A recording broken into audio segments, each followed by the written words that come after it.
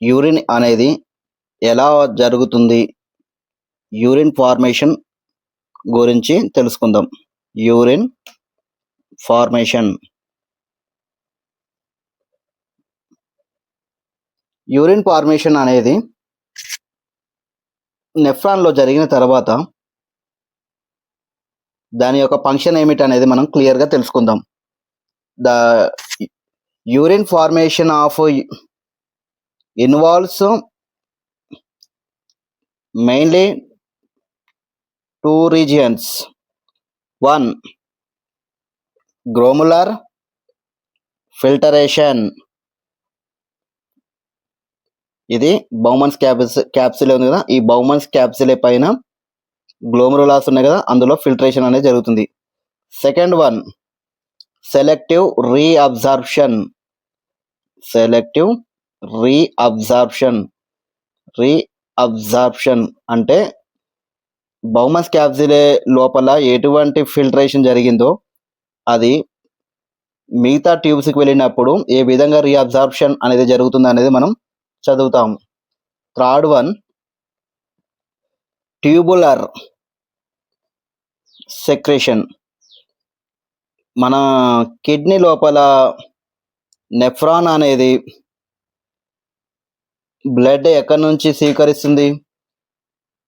Renal arteries ద్వారా బ్లడ్ను తీసుకుంటాయి. So అక్కడ కొంచెం ఫిల్టరేషన్ జరిగిన తర్వాత ఆ ఫిల్టరేషన్ ఆఫ్ ప్రైమరీ యూరిన్లో ఎటువంటి compounds of minerals and ions అనేది ఉంటాయో అవి మళ్ళీ వాటి ఫంక్షన్ ఏంటిది అనేది ఈ ట్యూబులర్లో మనం తెలుసుకుందాం. రైట్, ఇప్పుడు గ్లోమెరులార్ ఫిల్టరేషన్ అనేది ఏంటిది చూద్దాం. The first step of urine formation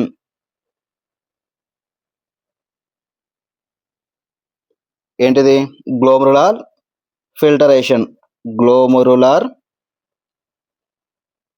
filtration. Right, ఈ గ్లోమెరులార్ ఫిల్టరేషన్ అనేది ఒక డయాగ్రామ్ వేసి చూపిస్తాను.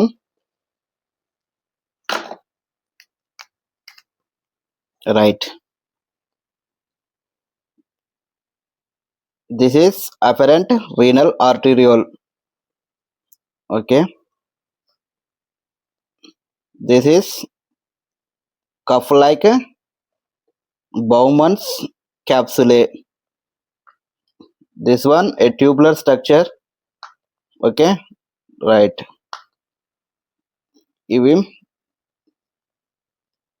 యూ షేప్గా మారి దీన్ని మనం లూప్ ఆఫ్ హెన్లీ అంటాము. ఈ లూప్ ఆఫ్ హెన్లీ అనేది తర్వాత మళ్ళీ పైభాగం వరకు వెళ్ళి డీసీడీగా కన్వర్ట్ అయి ఫైనల్గా కలెక్టింగ్ డక్ట్స్గా మారిపోతాయి. ఓకే, రైట్, ఇది ఎఫరెంట్ రీనల్ ఆర్టీరియోల్. ఓకే, ఈ డబుల్ వాల్డ్ కఫ్ లైక్ ఉంది కదా, ఇది బౌమన్స్ క్యాప్సులే. ఇక్కడ మినీ స్లిట్ పోర్స్ ఉన్నాయి కదా, ఇవి జల్లెడలాగా పనిచేస్తాయి. రైట్, ఈ స్పేస్ ఉంది కదా, వీటిని మనం స్లిట్ పోర్స్ అన్నాం. సారీ, ఈ స్పేస్ని స్లిట్ పోర్స్ అన్నాం. ఇప్పుడు నేను ఇచ్చిన ఈ చిన్న స్పోర్స్ని మనం పోడోసైట్స్ సెల్స్ అంటాము. ఇవి మాత్రం బ్లడ్ క్యాపిలరీస్లో ఉన్న బ్లడ్ అంతా కూడా ఫిల్టర్ చేస్తాయి అని చెప్పాలి. రైట్, ఇప్పుడు మనం ఇది అపరెంట్ రీనల్ ఆర్టీరియోల్. రైట్, ఇది ఇఫరెంట్ రీనల్ ఆర్టీరియోల్. వీటి ఫంక్షన్ ఏమిటి అనేది ఇప్పుడు మనం క్లియర్గా తెలుసుకుందాం. రైట్, ఇప్పుడు ఇవన్నీ బ్లడ్ క్యాపిలరీస్ అనుకుందాం. ఈ బ్లడ్ క్యాపిలరీస్ లోపల బ్లడ్ అనేది ఫిల్టరేషన్ జరగాలి. సో ఇక్కడ ఈ బేస్మెంట్ మెంబ్రేన్లోకి ఈ ఎండోథీలియల్ సెల్స్ మొత్తం కూడా ఇక్కడికి వచ్చిన తర్వాత ఈ పోడోసైట్స్ అనేది ఫిల్టర్ చేస్తాయి వాటిని. పోడోసైట్స్ ఫిల్టర్ చేసిన తర్వాత ఆ ఫిల్టర్ అయిన కాంపౌండ్ మెటీరియల్స్ మొత్తం కూడా ఈ స్లిట్ పోర్స్ ద్వారా బౌమన్స్ క్యాప్సిల్లోకి వచ్చాయి. ఈ క్యాప్సిల్లోకి వచ్చిన తర్వాత నెక్స్ట్ పని ఏమిటి అనేది మనం చూడాలి. రైట్, ఇప్పుడు బౌమన్స్ క్యాప్సిల్ యొక్క మొదటి పార్ట్ గ్లోమరులార్ ఫిల్టరేషన్. ఓకే, ఈ యూరిన్ ఫార్మేషన్లో మనం గ్లోమరులార్ ఫిల్టరేషన్ అనేది ఏంటిదని తెలుసుకుందాం. The filtration of blood from the glomerulus into the lumen of the Bowman's capsule and the passive energy is called glomerular filtration.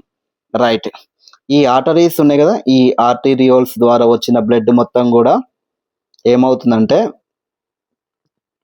ఇక్కడ filtration జరిగిన తర్వాత ఇక్కడ ఎటువంటి ఎనర్జీ అనేది అవసరం లేదు. ఈ ప్రాసెస్ని మనం ఏమంటాం అంటే ప్యాసివ్ ప్రాసెస్ అంటాం. ప్యాసివ్ అంటే ఎందుకు అంటున్నాను, ఇక్కడ ఎటువంటి ఎనర్జీ అనేది అవసరం లేదు. No energy need. This process is known as glomerular filtration. Right, passive process అని గుర్తుపెట్టుకోండి. రైట్, తర్వాత ఈ బౌమన్స్ క్యాప్సిలే లోపల ఒక hydrostatic pressure of the blood అనేది ఫ్లోయింగ్ అవుతుంది. ఇప్పుడు సింపుల్గా చెప్తా చూడండి. ఇవి బ్లడ్ క్యాపిలరీస్ కదా. రైట్, ఈ బ్లడ్ క్యాపిలరీస్ లోపల ఒక వాటర్ మాత్రమే కాదు, మిగతా కాంపౌండ్స్ కూడా ఉంటాయి. Blood plasma and glucose as well as other compounds also present in this area. Okay, ఇక్కడ హైడ్రోస్టాటిక్ ప్రెషర్ అనేది చూద్దాం. ఈ ఏరియాలో హైడ్రోస్టాటిక్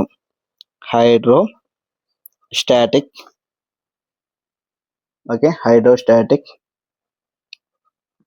ప్రెషర్ ఈ బ్లడ్లో ఫ్లోయింగ్ ఎలా వెళ్తుంది అనేది చూస్తే 60 mmHg. ఓకే, ఈ 60 mmHgలోను కలిగి ఉంటుంది అన్నట్టు ఇక్కడ ప్రెషర్. సో ఈ 60 mm ప్రెషర్ ఎందుకు ఉంటుందంటే, సపోజ్ ఈ ఏరియాలో ఎగ్జాంపుల్ బ్లడ్లో బీపీ అనేది హై లెవెల్గా ఉంటుంది. Okay, high level. ఓకే, కాబట్టి ఇక్కడ హైడ్రోస్టాటిక్ ప్రెషర్ అనేది 60 mmHg ఉన్నట్లయితే ఇప్పుడు ఇక్కడ ఫిల్టరేషన్ జరగడానికి అధికంగా ప్రభావం చూపిస్తుంది. ఎందుకని అడగొచ్చు. కాబట్టి ఇక్కడ బీపీ అనేది గుర్తుపెట్టుకోండి. రైట్, అలాగే దీనికి ఆపోజిట్గా ఇంకా ఉండాలి కదా, ఒకటి మంచి ఉంటే ఒకటి చెడు ఉన్నది కదా. అలాగే ఇక్కడ glomerular colloidal osmotic pressure, glomerular colloidal, right, colloidal osmotic pressure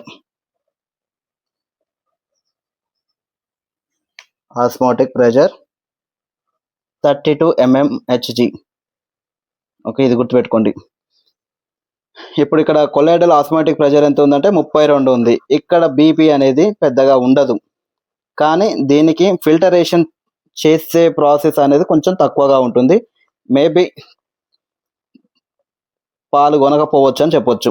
right, so ఇక్కడ ఫిల్టరేషన్ జరగడానికి అధికంగా ప్రభావం ఉంది. ఎందుకు అంటే మనం ఇప్పుడు చెప్పేసుకున్నాం.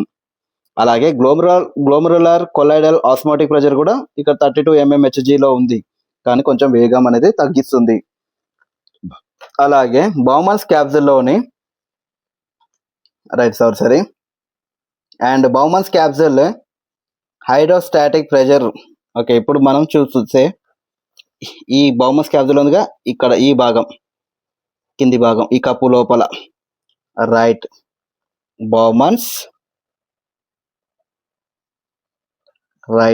Hydrostatic, Bowman's capsule hydrostatic. Right, hydrostatic pressure ఎంత ఉందంటే ఇక్కడ 18 mmHg.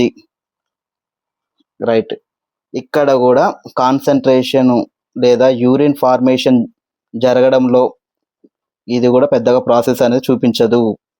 ఓకే, రైట్, ఇప్పుడు టోటల్గా మనం చూద్దాం. ఇది పార్ట్ 1 అనుకోండి, ఇది పార్ట్ 2, ఇది పార్ట్ 3 అనుకోండి. రైట్. ఇప్పుడు 60, రైట్. ఇప్పుడు 32 ప్లస్ 18, రైట్. ఇక్కడ మైనస్ చేద్దాం ఎందుకంటే ఇది అవసరం లేదు కదా మనకు. రైట్. ఇప్పుడు 32 ప్లస్ 10 42, 48 2 50. కాబట్టి ఇప్పుడు 50ని 60 నుంచి తీసేస్తే 10 మిగులుతుంది. కాబట్టి ఇప్పుడు మనకు ఈ 10 mm Hg, ఈ 10 mm Hg అనేది యూరిన్ ఫార్మేషన్ జరగడానికి ఈ నెట్ ఫిల్టరేషన్ రేట్ అనేది యూజ్ అవుతుంది. రైట్. మన ఈచ్ నెఫ్రాన్. ఓకే, సింపుల్గా ఇక్కడతో ఇది అయిపోయింది. రైట్. తర్వాత మనం సెకండ్ పార్ట్ చూద్దాం, అది ఎక్కడ అనేది చూసాం కదా. రైట్. ఇప్పుడు సెలెక్టివ్ రీఅబ్జార్ప్షన్.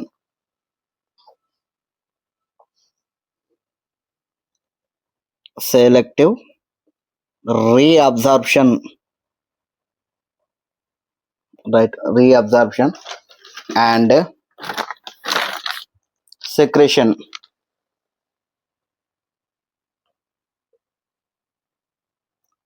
రైట్. ఇప్పుడు ఏమంటున్నానంటే the amount of filtrate formed by both kidneys per minute is called glomerular filtration rate. ఇప్పుడు మనం చెప్పుకున్నాం కదా జిఎఫ్ఆర్ గురించి. Right. GFR. Right. GFR is healthy individual is approximately 125 ml per minute. ఇంత ముందుకు బొమ్మస్ capsule structure వేసుకున్నాం కదా. రైట్. ఇక్కడ 125 ml ఒక నిమిషం for minute. Okay, for minute. ఇక్కడ ఒక్క నిమిషం లోపల 125 మిల్లీలీటర్లు ఫిల్టర్ జరుగుతున్నాయి. అలా ఒక రోజు మొత్తం 180 లీటర్స్ ఫిల్టర్ జరుగుతాయి.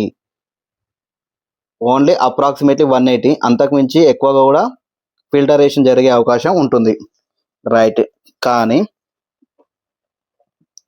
1 డేలో 1 నుంచి 1.5 లీటర్ల, ఓకే, లీటర్స్ యూరిన్ అనేది బయటికి పంపుతాం. Right. 99% of the filtrate is reabsorbed by the renal tubule. Okay, ఇప్పుడు ట్యూబులర్ స్ట్రక్చర్కి వచ్చేద్దాం. ట్యూబులర్ స్ట్రక్చర్ బొమ్మస్ క్యాప్సూల్ అయిపోయింది కదా. రైట్. ట్యూబులర్ స్ట్రక్చర్కి వద్దాం. ఇవి ట్యూబుల్ ఆకారంలో ఉన్నాయి కాబట్టి వీటిని ట్యూబులర్ అన్నారు. రైట్. ఆ తర్వాత యూ షేప్ నుంచి పైకి వెళ్తాయి. పైకి వెళ్ళిన తర్వాత కలెక్టింగ్ డక్ట్స్గా మారిపోతాయి. రైట్. ఈ కలెక్టింగ్ డక్ట్స్ అనేది నెఫ్రాన్లో ఆల్ నెఫ్రాన్స్ నుంచి అన్ని కలెక్టింగ్ డక్ట్స్ కూడా ఒక దగ్గర చేరుకుంటాయి. అది ఫైనల్గా రీనల్ పెల్విస్లో యూరిన్ అనేది బయటికి పంపుతాయి. రైట్. ఇప్పుడు ఇది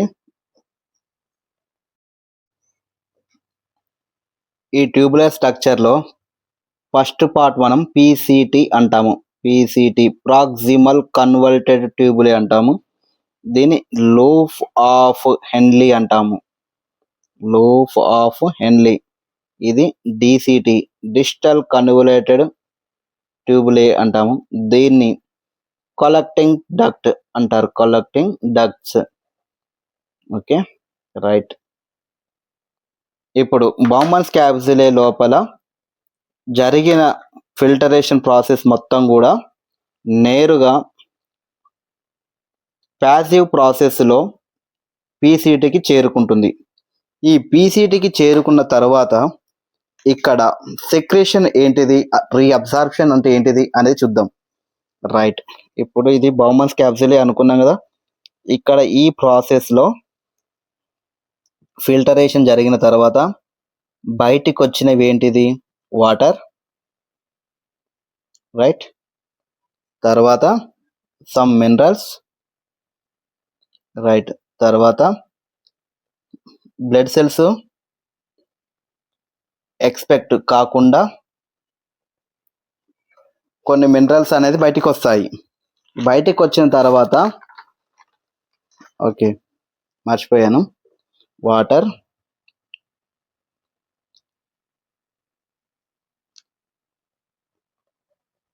అమైనో యాసిడ్స్,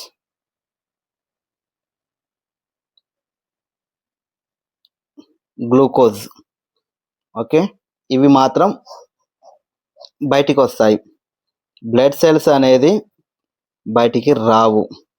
ఓకే, అలాగే పెద్ద పెద్ద ప్రోటీన్లు కూడా బయటికి రావు, ప్రోటీన్స్.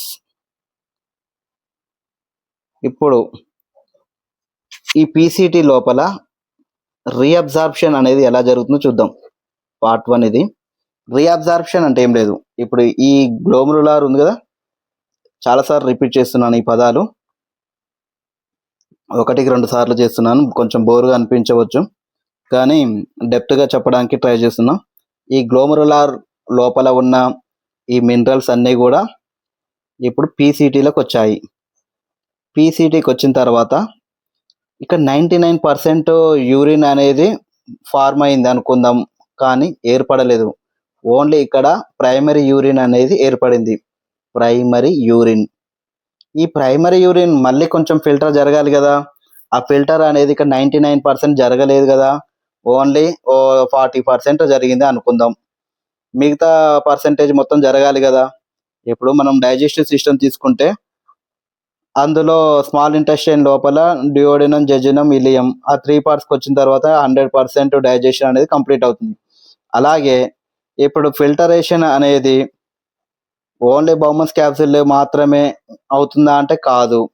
ఇప్పుడు పైన బౌమన్స్ క్యాప్సూల్ అనుకుందాం, బౌమన్స్ క్యాప్సూలే, ఇక్కడ ట్యూబులర్ అనుకుందాం. కాబట్టి ఈ ట్యూబులర్ లోపల 99.9% అనేది యూరిన్ ఫామ్ అవుతుంది, రైట్. ఈ యూరిన్ ఫామ్ అవ్వడం అనేది ఇప్పుడు మనం పీసీటీలో చూసుకున్నట్లయితే అసలు ఏంటిది, ఈ పీసీటీ ప్రాసెస్ ఏంటిది, ఇక్కడ ఏముంటుంది అనేది మనం క్లియర్గా తెలుసుకుందాం, right. Tubular secretion is also important step in the formation of urine and it helps a main role in the ionic and acid basis balance of the body, right. ఇప్పుడు సింపుల్గా చెప్పాలంటే ఏం లేదబ్బా, మన బాడీ లోపల ఈ గ్లోమరులాస్ అనేది ఉంది కదా, గ్లోమరులాస్ నుంచి ట్యూబ్కి వచ్చినాయి కదా, ఈ ట్యూబ్ లోపల ఏమవుతాయి అంటే కొన్ని సిక్రేషన్స్ అనేవి జరుగుతాయి. ట్యూబులర్లో ఇక్కడ ఎపిథీలియల్ సెల్స్ ఉంటాయి, ఇక్కడ ఈ ట్యూబ్స్ ఉన్నాయి, ఈ ట్యూబ్స్లో మైన్యూట్ సెల్స్ ఉంటాయి, దీన్ని మనం ఎపిథీలియల్ సెల్స్ అంటాం, ఎపిథీలియల్ సెల్స్. ఈ సెల్స్ ఏం చేస్తాయంటే కొన్ని మినరల్స్ను ప్రొడ్యూస్ చేస్తాయి.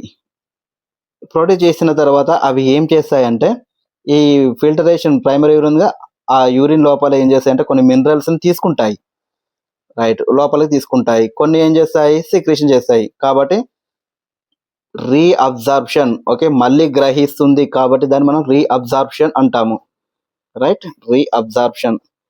సో ఇప్పుడు ఈ amino acids, glucose, water, minerals వీటిలో ఏదైతే పనికి వస్తుందో మళ్ళీ వాటిని వృధాగా పోనివ్వకుండా మళ్ళీ తనలోకి తీసుకుంటాయి కాబట్టి వాటిని మనం రీఅబ్జార్ప్షన్ అంటాము, రైట్. ఇప్పుడు బాడీ లోపల హోమియోస్టాటిక్ అంటే మన బాడీని ఎప్పుడు కూడా మెయింటెనెన్స్ చేయాలి, ఒక కండిషన్ అనేది ఎలా అంటే ఈక్వల్గా బ్యాలెన్స్గా ఉండేటట్టు చూసుకోవాలి. దాన్నే మనం ఇక్కడ ఈ పార్ట్ లోపల చెప్పుకుంటాం అన్నట్టు, హోమియోస్టాటిక్ అనేది ఎలా ఉండాలనేది చెప్పుకుంటాం, రైట్. ఇప్పుడు పీసీటీ పార్ట్ తీసుకున్నట్లయితే ఈ పీసీటీ పార్ట్ లోపల ఈ స్ట్రక్చర్ చూడండి, మళ్ళీ ఒకసారి డయాగ్రామ్ బ్లాక్ కలర్లో చూపిస్తాను, రైట్.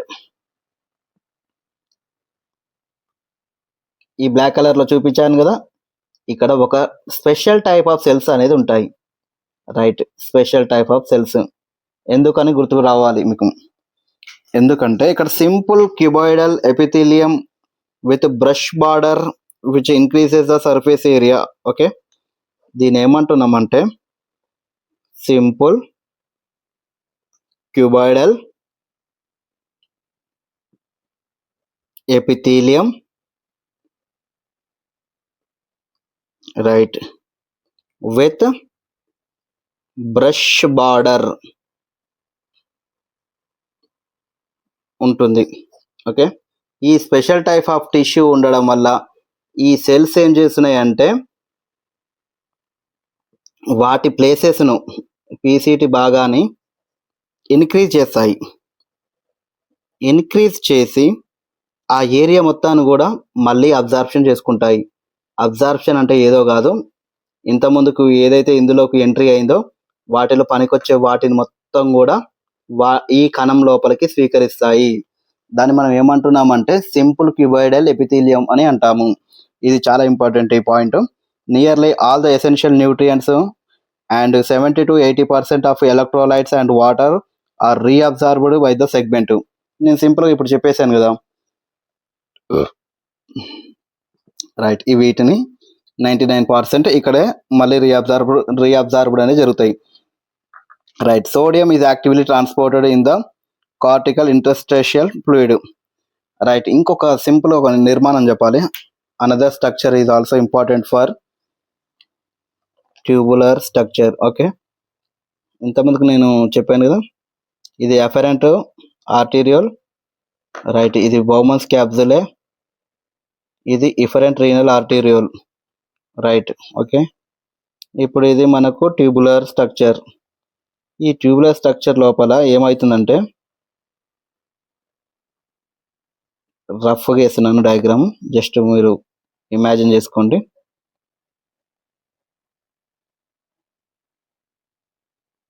రైట్, ఇప్పుడు ఇక్కడ బ్లడ్ అనేది లోపలికి వచ్చింది, ఇక్కడ ఫిల్టరేషన్ జరిగిన తర్వాత మళ్ళీ రిమైనింగ్ అంతా కూడా ఏమవుతుందంటే ఇఫరెంట్ రీనల్ ఆర్టీరియోల్ ద్వారా బయటికి వెళ్తుంది. ఇఫరెంట్ రీనల్ ఆర్టీరియోల్కి వచ్చిన తర్వాత ఇవి ఇలా మారిపోతాయి అన్నట్టు. ఈ మారిపోయిన వాటిని మనం ఏమంటున్నాం అంటే వాసా రెక్టా అని అంటున్నాం. ఈ వాసా రెక్టా అనేది మొత్తం కూడా చూడండి, యాక్చువల్గా బ్లూ కలర్ వేయాలి, నేను కొంచెం డిఫరెంట్ వేసాను, సారీ.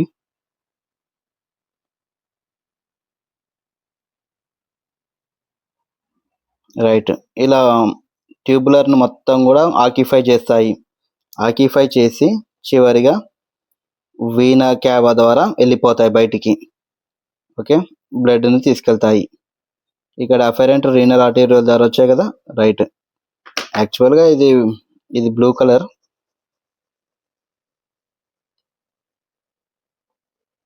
రైట్, ఇది రెడ్ కలర్.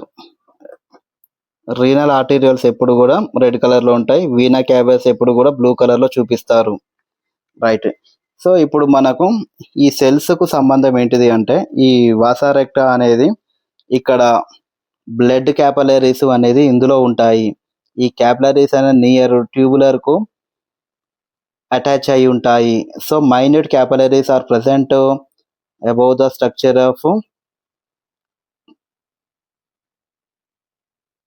ఓకే, ఈ స్ట్రక్చర్కు పై భాగంలో లేదా చుట్టుపక్కన ఎదర్ సైడ్ అనేది ఉండొచ్చు, రైట్. ఇప్పుడు ఈ భాగం లోపల ఉన్న బ్లడ్ క్యాపలరీస్ లోపల కొన్ని మైన్యూట్ ఎలిమెంట్స్ ఉంటాయి. ఈ మైన్యూట్ ఎలిమెంట్స్ ఏం చేస్తాయంటే, కిడ్నీ లోపల ఈ ఫంక్షన్ ఏంటిదంటే, ఈ ట్యూబులర్ నుంచి వచ్చేటివి కూడా ఒకవేళ దీనికి అవసరం లేకపోతే ఈ వాసా రెక్టా ఉంది కదా, వీటిలోకి పంపుతుంది. ఒకవేళ ఈ బ్లడ్ క్యాపలరీస్లో ఏదైతే వీటికి ఎక్కువ అయిందో అవి మళ్ళీ ట్యూబులర్ లోపలికి పంపుతాయి. ఓకేనా, రైట్. ఇప్పుడు సోడియం అనేది actively transported into the intestinal fluid, right. ఇప్పుడు ఇలా వెళ్ళింది కదా, రైట్. ఇలా వెళ్ళినప్పుడు ఇది ఏం చేస్తుందంటే, సోడియాన్ని తన బాడీ లోపల ఎక్కువగా సోడియం ఉంది కాబట్టి ఇప్పుడు పీసీటీ ఏం చేస్తుందంటే సోడియంను బయటికి పంపుతుంది. Okay, cent out. అలాగే క్లోరైడ్ అనేది ప్యాసివ్ ట్రాన్స్ఫర్ ద్వారా వెళ్తుంది.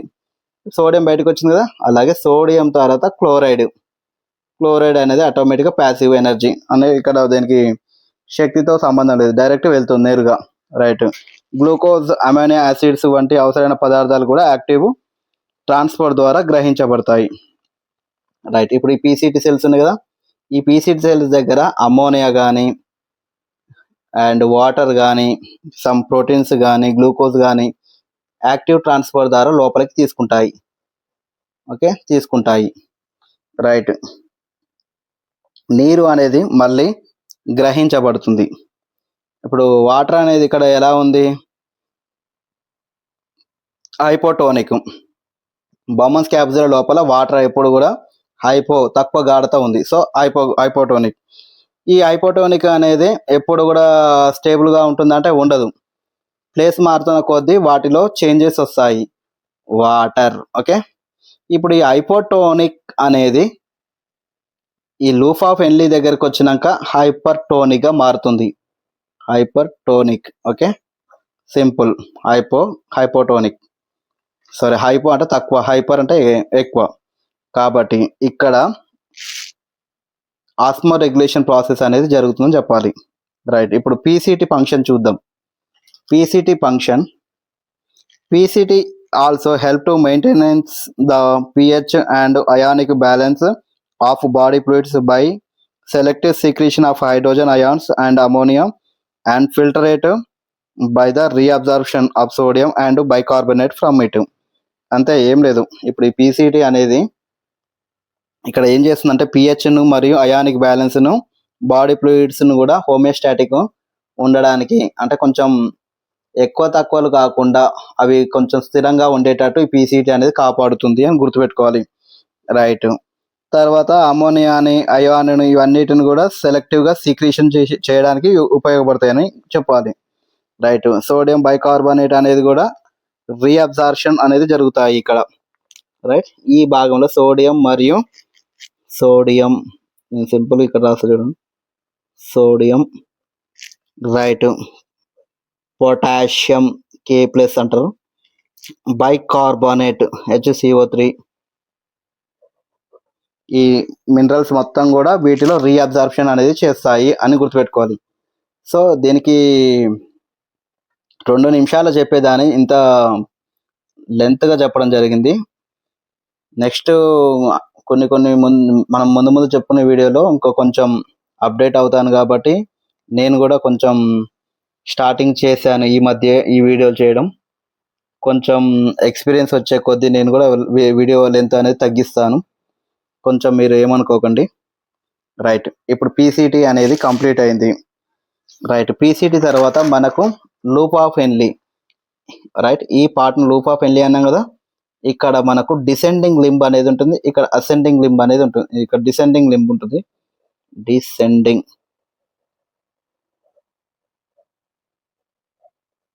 రైట్. ఇక్కడ అసెండింగ్ లింబ్ అనేది ఉంటుంది. Ascending limb. ఈ 2 పార్ట్స్ లూప్ ఆఫ్ హెన్లీకి ఒక కీ రోల్ అని చెప్పొచ్చు. రైట్. Part 1, part 2. రైట్. అసలు ఏంటిది డిసెండింగ్ లింబ్ అంటే ఏంటిది? డిసెండింగ్ లింబ్ ఉందిగా, ఈ లోపల ఏం జరుగుతుంది అనేది తెలుసుకుందాం. ఈ డిసెండింగ్ లింబ్ అనేది మేజర్గా permeable to water and almost impermeable to electrolytes. అయితే ఇప్పుడు ఈ భాగంలోకి వచ్చిన తర్వాత ఇక్కడ డిసెండింగ్ లింబ్ కదా. రైట్. ఈ డిసెండింగ్ లింబులో ఏమవుతుందంటే, రైట్, ఈ డిసెండింగ్ లింబ్ లోపల reabsorption of water and as well as filtrate move along descending limb. అంటే సింపుల్ ఇక్కడ ఏం చెప్తున్నా అంటే వాటర్ను తీసుకుంటాయి. ఓకే, వాటర్ని గ్రహించే శక్తి ఉంటాయి. కానీ ఇక్కడ ఇంపర్మియబుల్ అనే ఒక మాట అంటున్నాడు. ఏమని?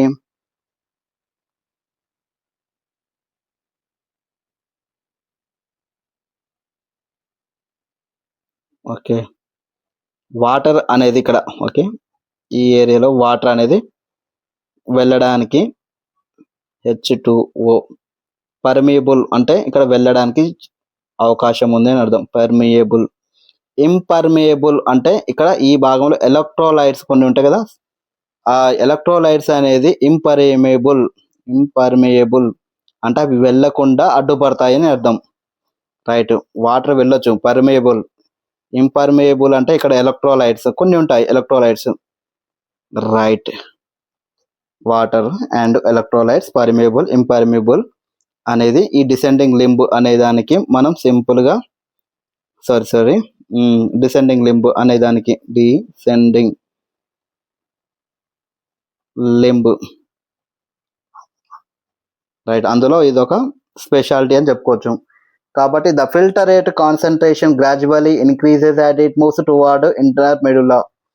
అంతే. ఇప్పుడు హైపోటోనిక్ అనేది వాటరు ఈ లోపలికి వచ్చే కొద్దీ ఏమవుతుంది, డౌన్ వచ్చే కొద్దీ వాటర్ లెవెల్స్ అనేది తగ్గుతున్నాయి కాబట్టి ఇక్కడ ఏమవుతుంది, యూరిన్ అనేది గాఢత ఏర్పడుతుంది, హైపర్టోనిక్. సో కొంచెం యూరిన్ అనేది మంటగా రావడానికి అని చెప్పొచ్చు. యూరిన్ లోపల టెంపరేచర్ అనేది ఇక్కడ పెరుగుతుందని చెప్పొచ్చు. రైట్. ఇక్కడ తర్వాత అసెండింగ్ లింబ్. ఇక్కడ ఈ భాగం ఉంది కదా, ఇది అసెండింగ్ లింబ్.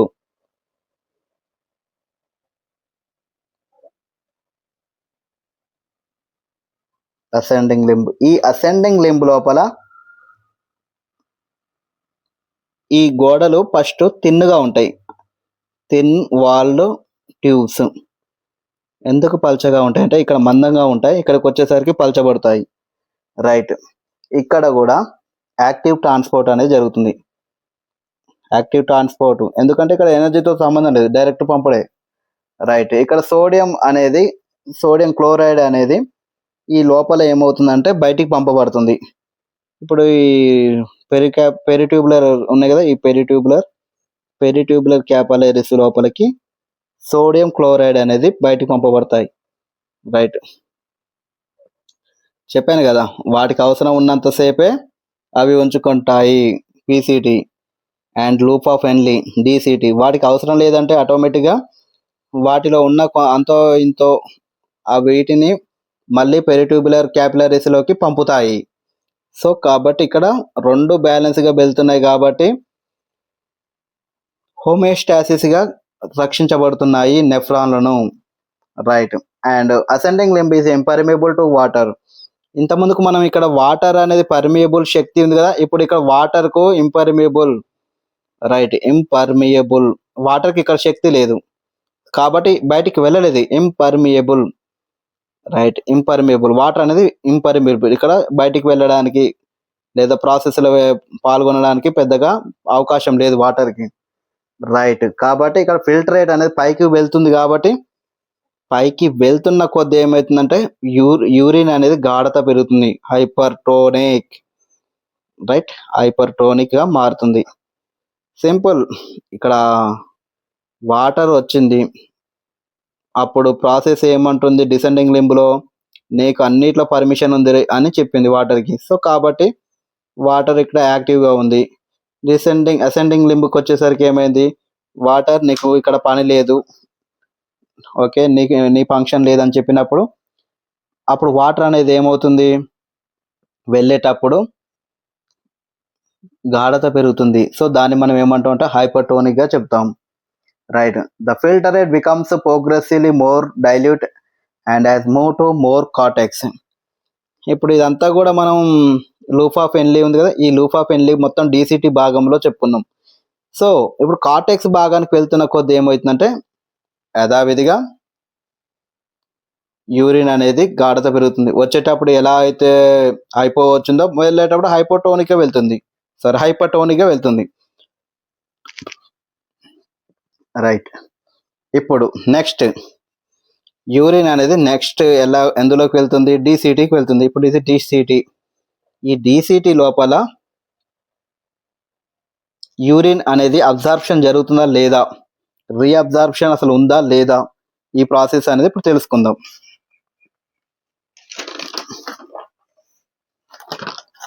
డీసీటీ లోపల